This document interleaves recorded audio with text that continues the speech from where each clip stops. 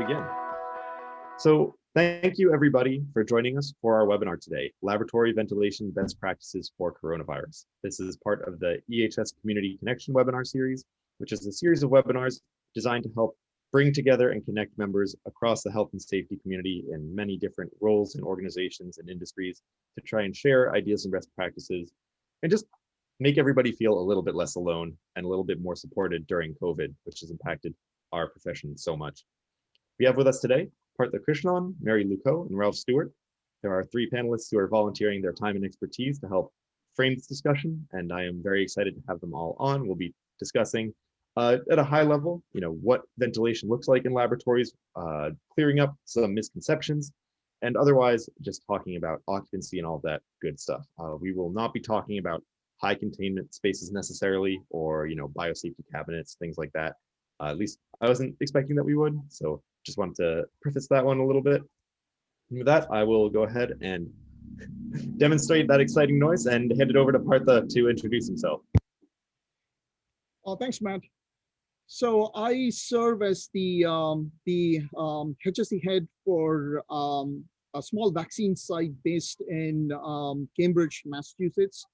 And as part of my responsibilities, I provide leadership and guidance for all health and safety and environmental programs at the site. And also I have some oversight over another small vaccine site based in Orlando, Florida. So, good change in terms of, contrast of weather between Boston and Orlando. And during non-pandemic times, usually month of December and January, at least, I make a few trips to Orlando.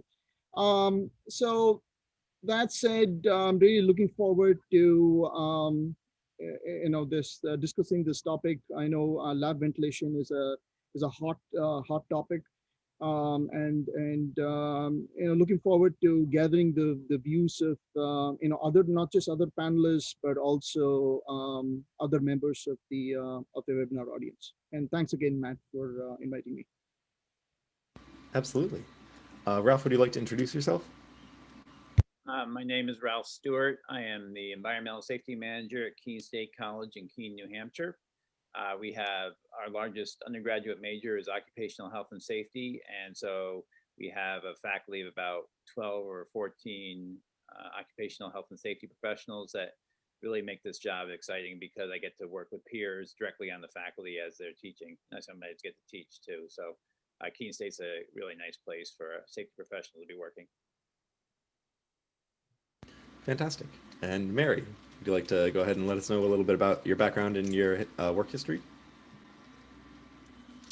Sure. So hello, everyone. Today, my name is Mary Lucot, and I also work for Sanofi as the same as Partha, so it's nice to be with a colleague today on this panel.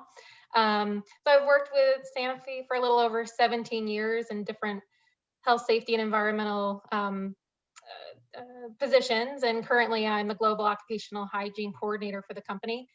We have locations all over the world, so it's definitely a good challenge to see how we can support all of our sites and really push our strategies for occupational hygiene forward everywhere.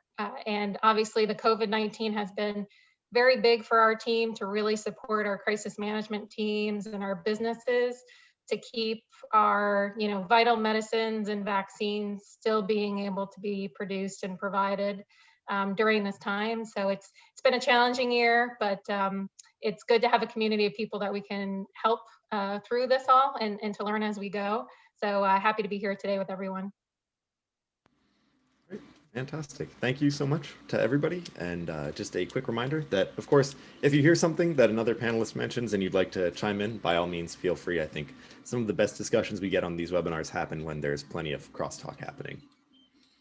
So to kick off our question portion, first question is going to be for you, Ralph. I was wondering, answers to COVID questions and concerns are rarely simple. How have you been approaching answering these questions in the context of ventilation practices and air quality?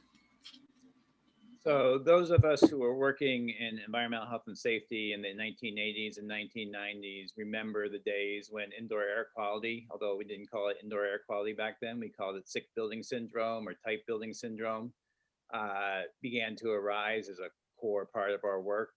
I was probably spending 30 to 40% of my time working with people outside laboratories and offices and classrooms about air quality concerns they had, whether it was random odors or temperature control or just feeling sick in a particular room. And COVID to me is really indoor air quality on steroids, both on the technical side, the communication side.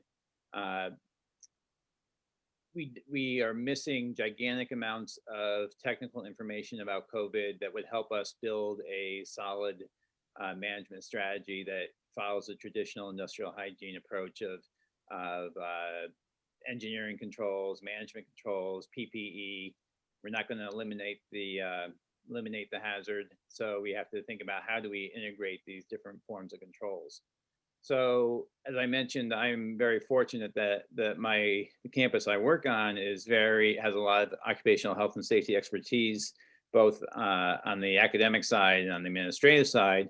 And so my role I see as a health and safety manager is one of my primary roles is to track the literature. So all of us know that since February, there's just been humongous amounts of information coming out of every possible media source that we're used to and some that we're not used to. So we have academic journals, we have mass media, mainstream media, we have podcasts, we have rumors, we have Twitter, all these things delivering information about COVID and COVID management. And one of my roles is to track all those forms of literature so that number one, I have some idea of what might be a good idea. And I also have, number two, have an idea of what is a bad idea, which is out there, which is likely to be suggested to us. So tracking the literature in the broadest angle possible is one of my key roles. Second key role is based on that literature. Now that we're developing some level of technical expertise and data in the literature, is figuring out how to apply the methods for COVID evaluation on our campus specifically. So we have about 25 labs on campus, but we have probably 75 classrooms. So I've been focusing primarily on the classroom side of our campus because that's where people spend more time. And so I've been looking at how do I evaluate ventilation, because there are some people who think that ventilation is the primary answer to COVID concerns. I'm not one of them necessarily, but so I am collecting information about our classroom ventilation to see how it might impact our COVID strategies. And then the third element of my role is to think carefully about risk communication. And my primary goal in talking about COVID risk with all the different people I talk to, because I talk to everybody from our childcare employees to the president and back again about COVID concerns. My primary goal is to remind people that the technical time frame, the time frame that it takes us to develop good, solid technical information about how to appropriately control the virus is much longer than decision-making time frame. So last March, we had to make a decision within the course of 2 weeks as to whether we were going to continue classes after spring break. We decided not to. I did not have any input to that decision because there was no technical information available in that short time frame of 6 weeks since the pandemic began. Now I have a lot more technical information. I have a lot more peer guidance that I can work with, and I'm getting more input. I'm providing more input to decisions, but I'm sticking strictly to the technical side. I'm not trying to impact what the decision any particular department makes because I'm not in the position to make decisions for people. I'm here as a technical support person. So I have to be very clear about that role and in terms of risk communication. And I provided Matt, do you want to share the link? Yeah, there we go. It's not a little too small. I can always zoom in if we'd like to see a particular part of it a little more clearly. And we have this posted up on the webinar Learn More page if you'd like to view the image yourself. So this is a little graphic I ran across last week sometime that was talking about communicating about COVID, which words are most effective in providing useful information. You may just want to zoom in one, maybe two notches there. So you can see that there's identified words which are more likely to be useful in communicating a fairly technical concept related to the risk, as opposed to words that are more likely to cause emotional reactions. So if you use terms like odors, imperatives, or decrees, that's going to evoke an emotional reaction from a lot more people. If you can just say we're developing a protocol rather than we're deciding what the orders for the campus will be, then you can be more effective in your communication. So as I said, to me, it's another learning curve that we're going through, similar to the indoor air quality learning curve we learned through, because we had both of these aspects, both the technical and the communication aspects in IAQ in the 80s and 90s. We got pretty good by 2000. We got pretty good at managing and responding to indoor air quality problems, and then they threw Covet at us. So we're learning all over again. Yeah, that is so true. I think learning all over again is a really great way to reframe, I think, where everybody's been going through in these last several months. So next question, Partha, is for you. I was wondering, how have you navigated inconsistent public health guidelines around COVID risk mitigation in the workplace, particularly around ventilation? Oh, yeah, it looks like you're muted right now. Can you hear me now? Yes, you're back. Yeah, so you raised an important topic, Matt, thanks. And one area of challenge, right, since this pandemic started, has been the lack of consensus among different public health organizations. And even now, if you look at the WHO guidelines, it still says the correct or the adequate distancing that they recommend is 3 feet, as opposed to the guideline that the CDC is telling folks. So one paradigm that I've used to counter this challenge is relying on the hierarchy of controls, where engineering controls like lab ventilation and physical barriers are way more effective than PPE-based controls, as the onus is not on the person anymore.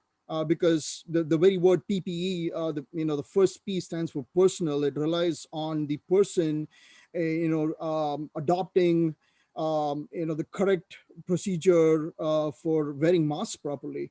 And so once you rely on engineering controls more, the onus is no longer on the person, and hence the strategy becomes less prone to human-based errors. So to sum it up in a nutshell, this is one challenge that we've consistently faced, with differing guidances from different agencies, and also coupled with that, the challenge of how do you translate this into so that diverse set of audience understand this, be it like facilities people, custodial, lab folks, the scientists, they're all getting information from several sources, and the lack of one single consensus or a mandate just makes this a challenge. And this is how I've approached this. Yeah, I think that having to navigate. And just to add one thing to that, Matt. Mm-hmm. Oh, sure. So I think the other thing is as Ralph mentioned too, part of our job is to kind of go through and see all the different information that's being presented to us, and be the people that can then kind of boil it down and provide people kind of the take-home messages that they need to know.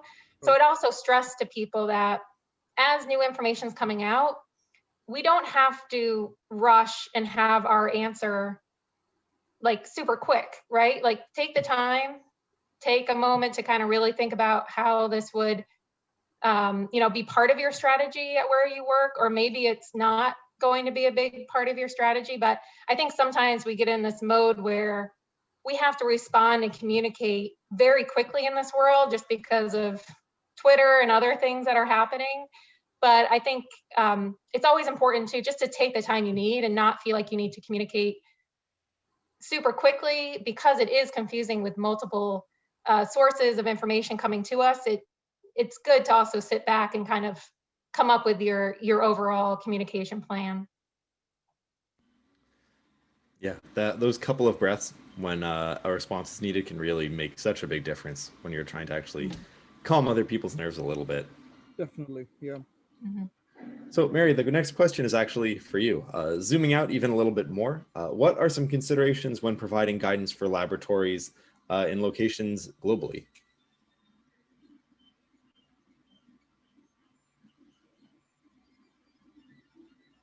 Oh, sorry, you just left it out a little bit, but I think the end of that question is related to laboratories in different locations. Yeah, I can repeat the question. Sorry. What are some considerations when providing guidance for laboratories in locations globally? Yeah. So I think, this is one of the things that as a global company, we had to look at when we were giving our overall guidance to different sites. And it really made me realize that, I tend to take a North America view of things and kind of what systems we have in place for buildings, what opportunities we have. But when we looked at it from a global scale, we had to come up with very easy, achievable requests of site to look at first, especially when it came to ventilation, because let's just say if we said, okay, all sites, you need to switch to having Hepa filters in your HVAC systems. Well, a lot of places you are not going to be able to buy and install a Hepa filter, and also that filter is not going to fit in your system anyways. So it was really good to be able to say, okay, here's some guidance we can provide, but we don't have to be overly prescriptive, because they're going to have to manage what's actually going to work at their site. But we can guide them to look at certain areas and not be overly like, you have to have 100% outside air when parts of the globe was already summertime and going to be very hot and humid and not ideal for people to do. So I think those are some of the challenges, is to provide guidance, but not be overly restrictive in what you're asking people to do when you look at it at a global level. Great. And then back to that topic of communication. Ralph, I was wondering, are there any issues you've encountered when trying to communicate technical aspects of ventilation to non-experts? And then one second here. Yeah, Partha, if you'd like to weigh in on this one once Ralph is done, that would be great to hear your thoughts as well. Sure. Oh, Ralph, you're muted. Can you repeat the question? Yeah, of course. Are there any issues you've encountered when trying to communicate technical aspects of lab ventilation to non-experts? Yes, many. So I would say that the primary issue is the fact that there are so many stakeholders involved in the lab ventilation operations questions that make it, and they all speak different languages. So the way, when I was at Cornell University, we organized into 4 groups.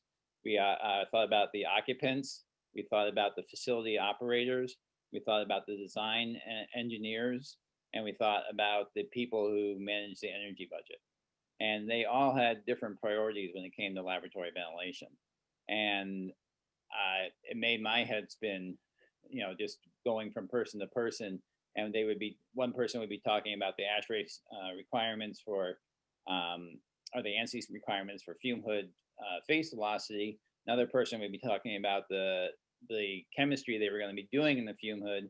Another person would be trying to get the person to shut the sash so they would use less energy. And then the operations people, all they cared about was what the pressurization of the rooms were.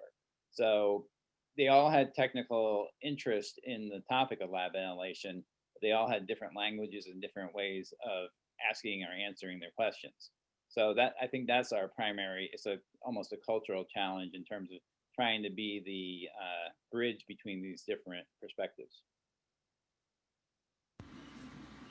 Great. And Partha, do you have anything you'd like to sort of add or expand upon? Sure, thanks, man. So one common issue that I've faced while discussing efficiency of air filtration systems is the fact that is to make them understand the concept of size of these airborne particles versus the rating of the filter. And one example I can give you is when it comes to HEPA-based filtration, a common misconception is around this 0.3 micron, most penetrating particle size of the filter, where the filter has the lowest efficiency. And the common misconception is particles that are smaller than 0.3 microns are not going to be filtered by these HEPA-based filters, and hence the common conclusion reached in error is there's no point using HEPA-based filters for especially with the SARS-CoV-2 virus, which has a size of 0.1 microns. So the information that that I delivered to these, when faced with this misinformation, is filters don't act as sieves. Just like the larger safety community knows, and if the filter demonstrates a high level of performance at this most penetrating particle size of 0.3 microns, then both smaller and larger particles will be collected at even higher performance due to physical forces like Brownian motion and diffusion at play. And there's a very simple graphic. New York Times has done a phenomenal job, portraying these physical forces in a very easy to understand, graphic. I usually, send them the link to that so that it's very easily communicated and understood by non-experts. Fantastic. Would you mind actually sharing that with me? I can get that posted on the page for everybody. Oh, definitely. Yeah, definitely. Great. Well, continuing to get a little bit more granular here, Mary, my next question is for you. There have been many questions about the ideal rating for Merv filters. Could you offer some guidance about how to determine what what rating you should be aiming for?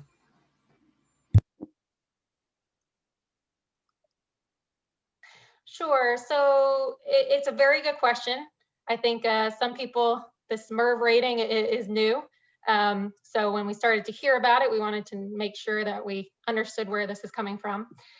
So when we talk about filter efficiency for HVAC systems, there's Merv ratings of filters that we consider like kind of our throwaway filters that we use as general filters even in our homes a lot. And that really, those tend to have a Merv rating of about a 5 to 7, maybe up to 10. What they find when we look at overall efficiency ratings, and this is from the ASHRAE standard if people are interested, and there's also a European standard on this, that they really see a big difference in efficiency and a very high efficiency rate at a Merv rating of 14 and above. So efficiency ratings at 14, 15, and 16, you're really hitting those 90% efficiency rates at micron levels. And to give you an idea of that, a typical HEPA filter, although those typically don't have a Merv rating, tend to be a Merv rating, people give them of 17 to 20. So you can still be pretty good at an efficiency at a rating of around a 14 and a 15, and you don't necessarily have to go to seeing if your system can use a HEPA filter or not. The biggest downfall of the HEPA filter is, as Partha was mentioning, it is very good at capturing particles. So the thing that you achieve is a static pressure drop over time of your system, because there's just more things impacting that filter. And that's where you'll have to change out your filter, and it can be very hard on systems to maintain that. So it's good to know that if you have filters already in place that are 14 and above, you should be doing a good job within that area for your efficiency rates. Great. And before we move on to our next question, just a quick reminder to everybody to go ahead and, if you have any questions at any point during the webinar, ask those in the Q&A section of Zoom webinar. It'll be easier for us to keep track of it, but also you can respond to each other's questions. If you see a question you like, you can thumbs up that. And that way we'll be able to address that, sort of more in line with what everybody's more interested in. And then also you can take a look at the answer tab. So when one of our panelists answers a question in text, it kicks it over to the answer tab, and there can still be discussions, conversations, thumbs up over there. So definitely take a look there as well. Ralph, my next question is for you. What standards of room occupancy are you recommending for laboratory spaces? For example, 250 square feet per person. I think of laboratory spaces, and I think of laboratory space air movement. I think in terms of air change rate per hour. And this is assuming you have 100% fresh outdoor air coming into the laboratory, which is not an assumption you have to check before you proceed, because I have run into situations where laboratories, particularly renovated laboratories, have had recirculated air from other rooms. So once you're sure that you're getting 100% outside air, then I would 6 air changes an hour is appropriate for most laboratories. More intense chemical operations, we use 8 air changes an hour. If you are in a room that's 500 square feet or smaller, then a fume hood is enough to get you that level of air change rate. It's only when you have fairly big rooms without fume hoods, or with only one fume hood in a fairly big room, that you need to manipulate the general ventilation to get your air change rates. And Mary, just to stay on topic here, when assessing risk and the effect of lab ventilation, how do you weigh the effects of air changes per hour versus directional airflow? Yeah, they both play a role. I would say the first thing you want to look at is the air filtration and the amount of fresh air that you can receive before you look at air changes per hour. So you want to find out within your system, talk with your engineers and HVAC technicians around how the system works, and what level of outside refresh air that you have, and the level of recirculation. The air changes per hour is important. And for many of our laboratories, as Ralph mentioned, air changes is really based on making sure that we have a constant input and exhaust out of our engineering controls out of the room. But air changes alone don't tell the full story of giving a changeover if you want to change your air, because if it's recirculation, then you're not really changing over and having a dilution effect that you need. So I would just say, look at both. They're both important in your role of seeing what type of ventilation you have available to you. And Partha, I was wondering, how did you, specifically prepare for lab occupancy during the pandemic times? Yeah, great question, Matt. Thanks for bringing that up. So since limiting occupancy is overall a good strategy for reducing transmission of the virus, not just from a COVID standpoint, from all respiratory viruses standpoint. So we looked at different variables in a lab, and the variables we looked at are square footage, traffic, workflow, traffic pattern in a lab, and also the number of biosafety cabinet, fume hoods, etc. in a lab. And then we computed something called a safe occupancy number. And this number is not to be confused with, like a maximum occupancy number that you typically see in, restaurants and other areas, which is, more computed using a formula, and it's meant mainly from a fire hazard perspective. So there was no formula that went into computing this. This is purely empirical, based on experience. And this safe occupancy number was derived as a very conservative number. So which meant that even if There's short-term visits, for example, from like a technician who's servicing a gas cylinder, or if health and safety does a quick inspection, it's not going to put all the other occupants at risk. So a really conservative number that was developed for each laboratory in conjunction, talking to the different stakeholders and, getting their feedback and ultimately their approval as well. And then after that, we designed a calendar using Microsoft Teams for the entire site, and the whole site had access to this. And when you go into this Teams calendar, you could sort of see a visual of all these lab spaces, with the names of, these different labs. And in a separate column, there was mentioned the safe occupancy number as well.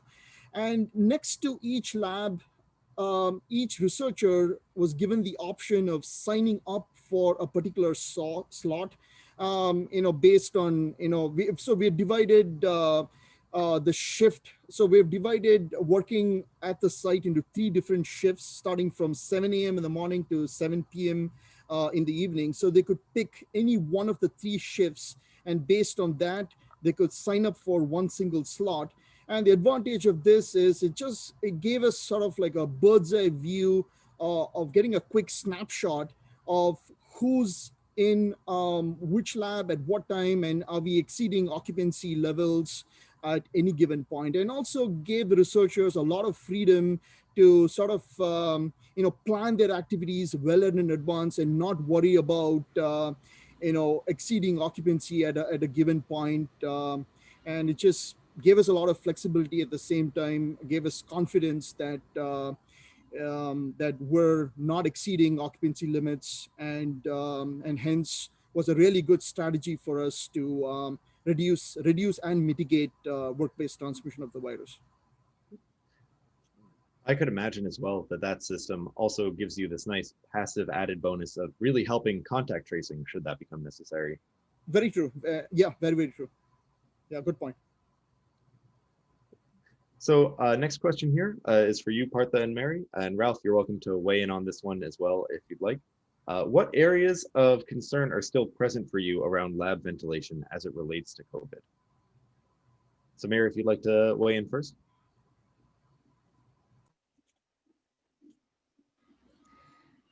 Sure, I think this is a good question. I think for me, when we think about COVID and what additional questions we might have, I think as we talked about, it's really looking at the full hierarchy of controls. And the thing I think the most about ventilation is maybe we don't have to change much within our lab environments, because we have a high level of outside air. We have a lot of direct exhaust outside. But the question is going to be, working with our outside vendors, if we don't have in-house HVAC support, is making sure that we really stay on top of the performance of our systems. So maybe you don't have to change your system, but you want to make sure that they're having maintenance done, making sure it's performing as best as it can, and it's as built form. So as engineers tell you about it, it is actually performing at the level that you believe it is. So I think that's our next challenge is, can we get people at our sites? Can they do these changes, and making sure that our systems are up and running as best as possible through this whole time, which could be a challenge. Yeah.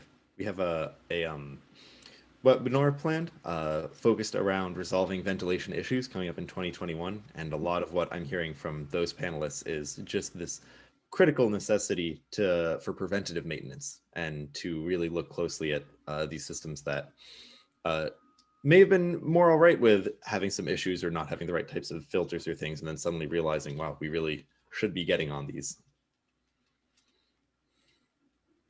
Partha, it looks like you were ready to weigh in. Yeah, thanks, Matt. So one possible area for concern is possibly a false sense of security developing for a person working in a lab. And we have some labs with very, very high air exchange levels, like almost like 40 times an hour.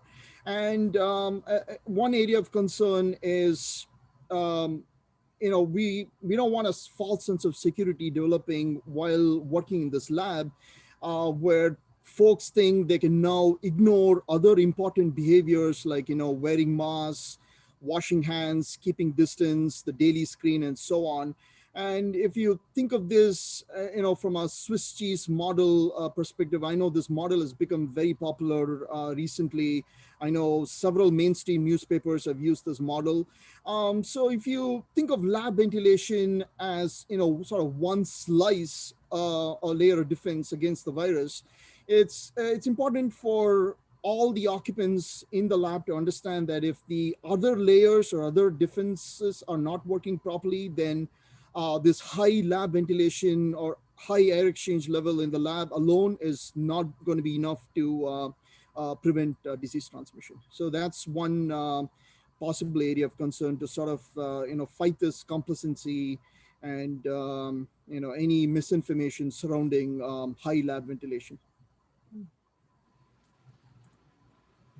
Yeah, I particularly appreciated when Ralph was talking about managing these different flows of information, just referencing the fact that much of what many people are getting is from rumors, that it's not just social media and, papers and other trusted sources, that it's, what your aunt told you at the family gathering from somebody she trusts. And yeah, I agree completely on everything there that you said. Ralph, is this something that you'd like to weigh in on before we move on? Oh, it looks like you're muted there. The challenge I foresee coming up in the next 6 months is as the vaccine, as people get vaccinated in the population in a very likely to be a random way, there's going to be a lot of confusion about what that vaccine enables them to do and how it might impact people around them. So I have a feeling that we're going to be working on these COVID questions for 18 to 24 months. So I actually had 2 meetings this morning with the academic side of Keene State talking about what the fall 2021 planning should look like, because spring 2021 is already set in stone, but fall 2021 in terms of class scheduling and that kind of stuff is going to be an interesting challenge, because we have no idea what the COVID pandemic where it will be and how strong it will be at that point. And in the academic world anyway, we need to start planning next month or two what this is going to look like. Yep. I just have a quick question for Ralph, if you don't mind. Please. I think it's definitely interesting when you're considering being at a academic. I was just curious if there was parents that had direct questions related to like ventilation and other controls that the university is doing for their children that are going to school. I'm sure there are. They have not gotten to me.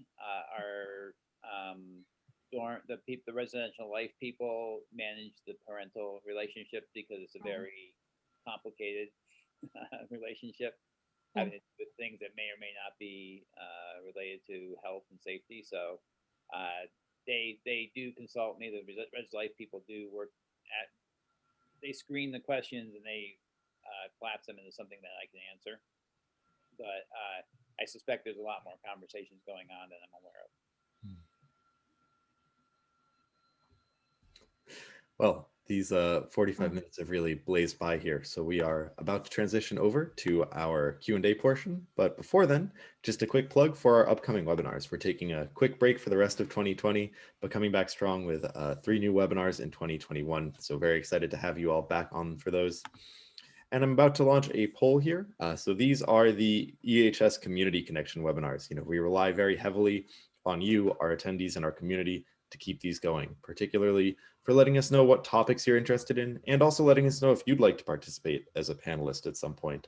It's very easy. We try to make it very low effort. We know everybody's very busy, and it's just great to have community members, like our panelists today, coming together and really helping to facilitate these discussions. So I'll leave this poll up for a little bit. Please go ahead and fill that out and let us know what kind of webinars you'd like to see, and then whether you or maybe somebody in your network might make a good fit for being a panelist in the future. And of course, you can participate in our word cloud over here. We'll take a quick look, see what everybody's working on and helping to communicate here. We'll be toggling back and forth between this as we answer questions. And without any further ado, we can get started. So as a reminder, you can go to the Q&A portion of the Zoom webinar app and just click on that button. It'll open up a separate window, and there you can ask questions. You can thumbs up the questions you're interested in so we know what to address. And in addition to us talking about things, there can be side conversations where you can reply to each other's questions, which just helps the flow of information, not have everything be bottlenecked from just what we're talking about. So it looks like the top question here in our open questions is from Joy, asking, would you be able to share an example of the safe occupancy calculation? So Partha, I think this one was for you. So as I said, there is no formula, all right, and it just heavily depends on a case-by-case basis, doing a walkthrough, talking to the lab, and essentially getting an idea of the things that went into the calculation or went into computation of this number was square footage, all right. So we took a minimum of 100 square feet per person, which translates as a 6-foot radius per person. So that was a basic variable that went into the computation, as well as the workflow. All right, the workflow pattern. How are things arranged in a lab? Is people going from ELISA bench straight to a biosafety cabinet is like right next to each other? Are they crossing each other's paths? All those things went into consideration, and then we then brought all this forward to the lab and the lab head, and got their full buy-in rather than just saying this is your occupancy number and that's it. This is end of conversation. It was a two-way dialogue, and we engaged lab occupants, facilities, and so on, and came up with that number. But there is no formula. In contrast with what you see in restaurants, like a max occupancy number, that has a formula that comes from the fire code, for example.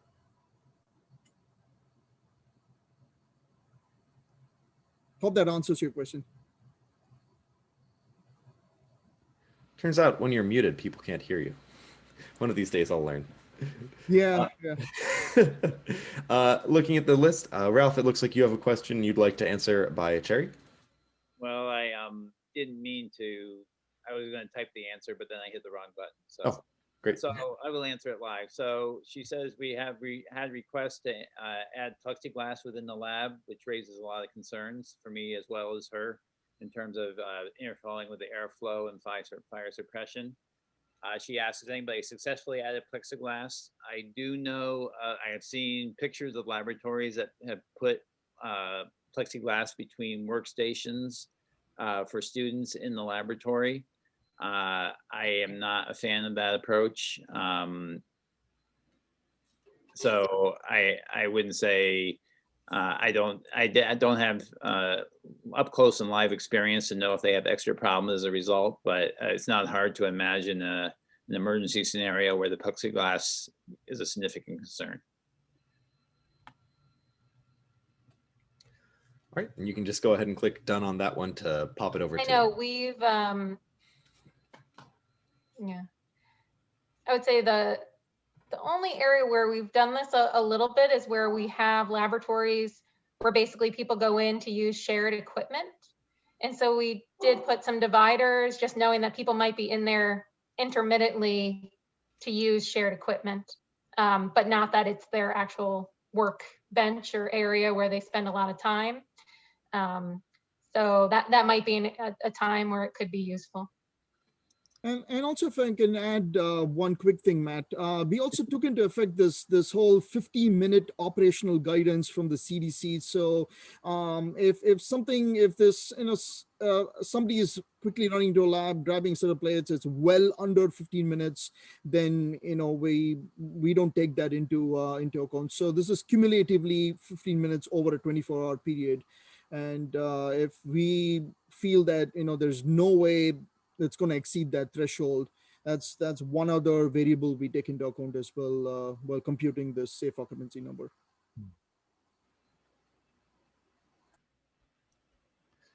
All right. Next question up here from Laurel. If a laboratory, excuse me, if a laboratory has, oh, it looks like it got kicked over to the answered tab there for a second.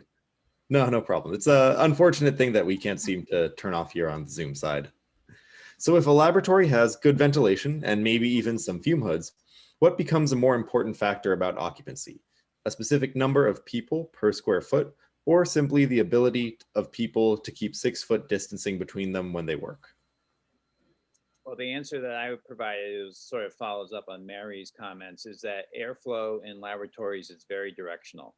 If there's a fume hood in the laboratory, the air will be moving towards the laboratory or towards the fume hood most of the time. I have seen situations where the air actually moves away from the fume hood, but that's because the room is so far out of balance.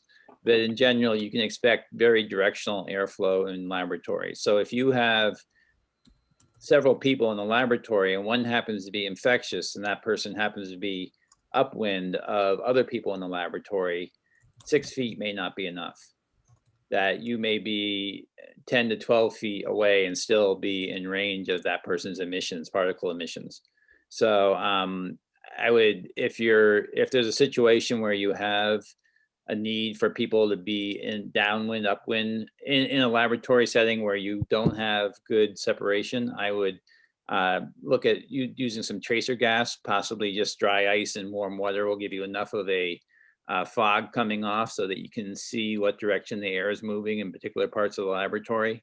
And because the quantity of air movement is not the driver, it's the direction of the air movement, and you need to understand that very well before you can assess whether there's a infection hazard.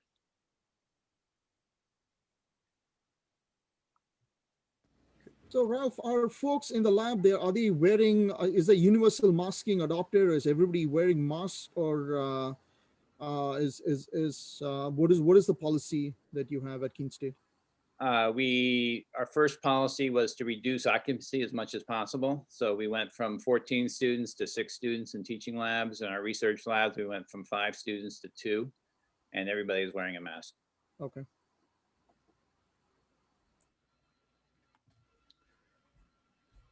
All right. Looking at our list of questions here, here's one from Jacob. I manage a scientific building that has approximately 100% outside air supplied with Merv 14 filters. Most spaces, including offices, have high air exchange rates. Has there been any information or studies that state that this is not enough? Meaning, would we need to still install any secondary purification systems, such as UV lights or ionizing systems? It looks like Ralph had said some information on this too, but I think, when the thing you really want to look at is that outside air supply and the additional advantage of having the filters. So I think if you're doing those and you're aware that all your spaces have good air exchange rates, then there really is no requirement to have additional purification systems. These things are really meant for maybe healthcare systems that are dealing with actual COVID patients, where they might have to do additional controls. But when you look at all of the different protection factors you're putting in place for your population, there really shouldn't be additional items you need to do.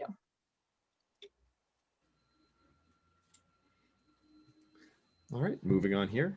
We have one from Carrie asking, have any of the panelists had experience with short-term or temporary ventilation enhancements for teaching labs?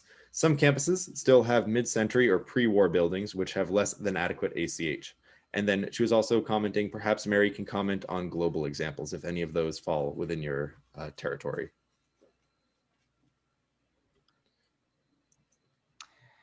Sure. I would say we at all of our sites, we really ask people to sit down with their HVAC and engineers to see how are their systems truly working right now. Because as you can imagine, there's a lot of times where buildings were renovated to become laboratory spaces. They might not have dedicated ductwork as much as you think they do. There might not be the same exhaust system. So it is really important to see, like, what does your system really look like? Areas of concern that you need to address. Hopefully when you look at through the whole system, there isn't much that you need to do, but I can say that we definitely had places where we needed to take a look at, did we truly have negative pressure within the laboratories? Because balancing of labs can change from time to time. And we did do some checks to make sure we had the pressure differentials we needed. So hopefully there isn't too many enhancements that people had to do within their laboratories, because there typically is building automation systems that help you see where you may be having leakages or issues within your system. But it's definitely something you'd want to sit down and just do a review with your experts at your site. I think, for example, Partha, there wasn't anything you had to do within your laboratories. That's true. Yes. Yeah. Ralph, is there anything you'd like to add to your typed answer before we move on? No, I don't think so. Okay, great. Looking through here.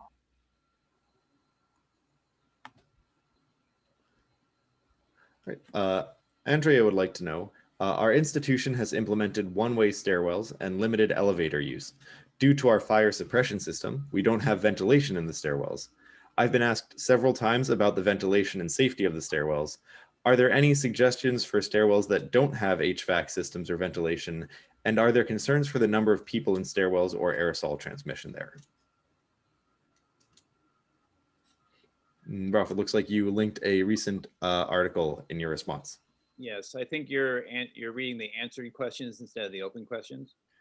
Right, yeah, so I wanted to give our other panelists a chance to get to those as well. Okay. Yeah, I think it's a very good question, and Ralph, I'm not sure what the what the article says, but I do know that a lot of our buildings, we set one set of stairs for going down the stairs and one set of stairs to go up the building to reduce the amount of traffic. I forget, Partha, if we said how many people could be in the stairwell, but we tried to reduce the traffic, and also knowing that we already have a reduced number of people in the building, so we don't have the normal occupancy on site to begin with. That hopefully helps with that. So we did kind of put arrows saying, okay, this is a stairwell for one direction and a stairwell for the other. Great. And Mary, it looks like you would like to answer another question here from Joy. So Joy asks, are there any additional considerations for ventilation in Can you just say what it is again? I'm having trouble following things. No problem. So Joy asks, are there any additional considerations for ventilation in animal housing and animal care workers or researchers? Yeah, I think that's a good question. I would say that generally speaking, when we're doing research with animals, it tends to have a very specific HVAC system in the way that we filter and control and have controls for the personnel in that space. And it's monitored on a very regular basis because of IACUC and other considerations for that work. So I would say that you're probably in a very good position where additional ventilation would not really have to come into play. But I would say work with the managers within that space to make sure that everyone's aware of how the system works. but typically each room is well controlled and is on a pretty strict monitoring schedule. That may not be the case in all academic areas, but I think that probably is pretty true across most facilities. I don't know, Partha, if you have any comments on that. Yeah, just one comment to add, Mary. In addition to what you mentioned, an additional level of control is most of the occupants, at least in animal care areas, they're wearing PAPRs and N95s, which give them an additional level of protection as compared to a normal lab occupant who's just wearing cloth-based masks. All right, fantastic. Well, somehow it is 4 p.m. Eastern here. So this is the scheduled end time of our webinar, but as often happens, we have many more questions than we can get to in this time. So we've asked our panelists ahead of time if they can stay on for an extra 15 minutes to answer a few of these. Of course, life gets in the way sometimes, so feel free to leave if you need to. And we absolutely appreciate all the time and effort you've put into joining us today. Great, so it sounds like everybody will be able to stay. Do any of you need to get going right now? I can stay. All right, fantastic. Next question here is going to be for Partha. Let me just go ahead and find it really quickly here.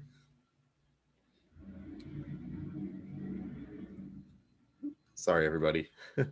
Paula would like to know, are there contact tracing tags or badges being deployed by attendees or the panelists? Yeah, good question. So we did explore at one point the use of RFID-based tags so that the occupancy in a lab can be tracked in real time, and contact tracing could be made much easier. But it turns out, in conversation with IT security, a lot of these contact tracing badges don't have security that would pass muster. So privacy concerns overtook the advantage of having these badges, and hence we dropped the idea of giving out those badges that folks can wear. Mm-hmm. And we felt tracking through Teams would be sort of like the best, least invasive way to keep track of folks in the lab. Mm-hmm. Great. Looking farther down the list in the answered portion here, one question from James asking, how does each of the panelists assess whether the current COVID-19 literature as found in scholarly articles, trade sources, and popular publications are credible and actionable? So, Mary, would you like to kick us off? Sure. So I think when we look at the literature as it comes out, we really have to see if it's peer reviewed, what sources they're using as part of their articles that they're providing, seeing if it's being promoted by a company or something is asking them to provide this information. So those are some of the key areas that I look at, and also seeing if they're referencing public health information or not. Those are some. I'm sure, Ralph, you're doing this quite often yourself too, so you might have others to add. What I would add is that, particularly in the academic environment, our scientists seem to have a tendency to want to switch lanes. Our physicists will start commenting on biology, and medical people start talking about physics or engineering in ways that don't really recognize the literature out there. So often, if you are looking at, and unfortunately, there's also this tendency to be putting articles into preprints. So you don't even have a peer review process. Even though it's written in an academic style, you don't have a peer review process to do some sanity checking for you. So my answer to this question involved looking for actual real field data associated with the work, because it's very easy. I sat through a webinar last week, I believe it was, where about 25 different models, numerical models were presented from around the world about various aspects of COVID risk. And none of them had field data associated with them. They were all just somebody sat down with an Excel spreadsheet and said, oh, this and that and the other thing, and this is what I think, and this is an estimate, and I got this number out of the literature, and they come up with a magic number at the end. And a lot of them agreed with each other because they were all using the same source data, but there was no field data in any of them that I could see. So the first thing I do is look for something that's got field data in it, because that will often complicate your model beyond recognition. So that's one of the things I look for, particularly in the last 6 months, because there's so little field work being done compared to sitting down and theorizing. And Partha, would you like to tell us a little bit about your approach to determining the credibility of the different literature you encounter in your day-to-day life? Yeah, thanks, Matt. Yeah, Mary and Ralph had great points. So one thing I want to add to that is I usually look at sample size, while assessing credibility of a paper. I know earlier on during the pandemic, there were several reports, which basically arrived at a conclusion looking at examining 3 people, or some or a very, very small number of the sample size that they've collected data from. So when you have such a small sample size, it's difficult, as all know, to derive broad conclusions that are going to hold water on a long-term level. But just to add and echo Mary, it depends on largely where, what source the paper is coming from. And even sometimes peer-reviewed sources can be very wrong.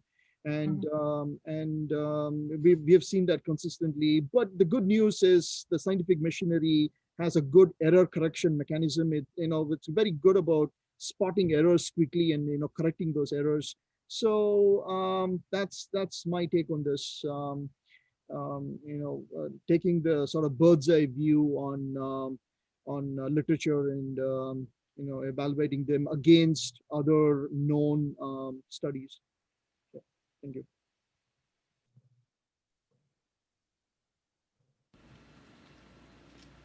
So a new question here from Jacob asking, there have been suggestions to add in-room Hepa filtration standalone units.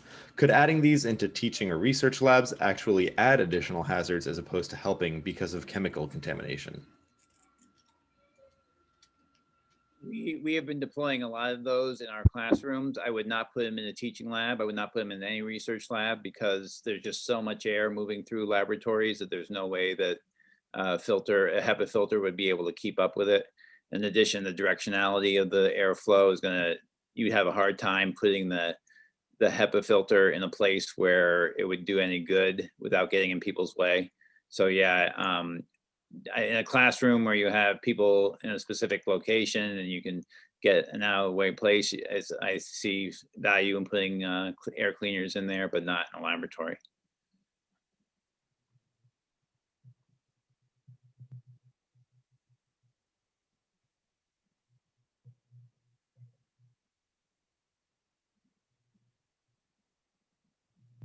Oh, you may be on mute again, Matt. Turns out you're right. This just seems to be the webinar of talking while muted here. So in our last few minutes here, I'd like to give our panelists a chance to just weigh in with any other parting thoughts or things that they'd still like to talk about that haven't been touched on. So I'll give you all a few minutes to just sort of digest that if you'd like, a few moments. And if somebody would like to weigh in, you're welcome to. Well, as I said, to me, this is a historical moment in many ways, but it's not an unprecedented moment. We've been through pandemics before. We've been through questioning of our engineering, questioning of our protection strategies, both at the technical level and the communication level, around indoor air quality in particular. So I think Mary hit the key point when she said, we have to give ourselves time to absorb the information that's coming at us and prioritize it. And we want to anticipate what people are going to ask us, but we don't want to make sure we get we answer the question they ask and not the question we have an answer to. So I think that was something I learned in the IAQ world, is I spent a lot of time answering questions that people didn't want to know the answer to.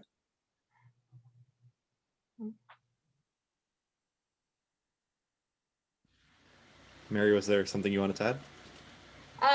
Yeah, I think just like you said, I think it's important to, not be by ourselves as health and safety professionals, but really look at a broad team that can help us, because, obviously you can go it alone quickly, but it might not be your best results.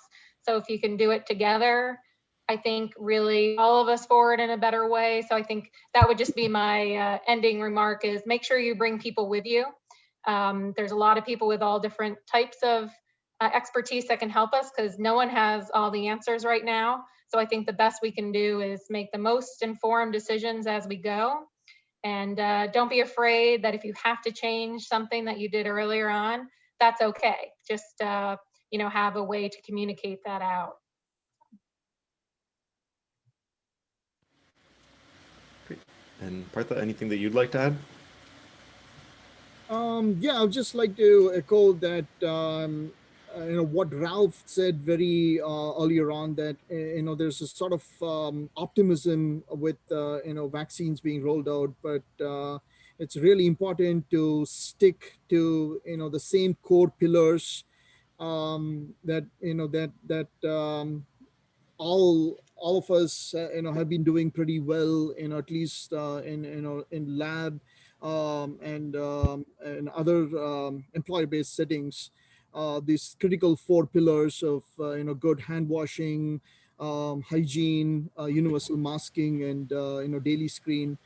Those are still important to follow them immaterial of vaccines being readily available at some point. Yeah, it's a marathon and not a sprint. Yeah, yeah. And if the finish line isn't in sight, at least now we know it exists. Right. Well, everybody, thank you so much for joining us. It's been fantastic to have all of your participation and engagement. Another huge thank you to our panelists for donating their time and expertise to facilitating this conversation and answering so many questions on the fly. We really appreciate all the work you've done and the time you've lent us, and hope that everybody here has a great weekend, a safe holiday, and for those of you on the Northeast, not too much backbreaking snow shoveling. All right, well, I will see you all in the new year with our new webinars coming up, so keep an eye out for those, and looking forward to having you back on in 2021. We will see you all later, and have a great rest of your week.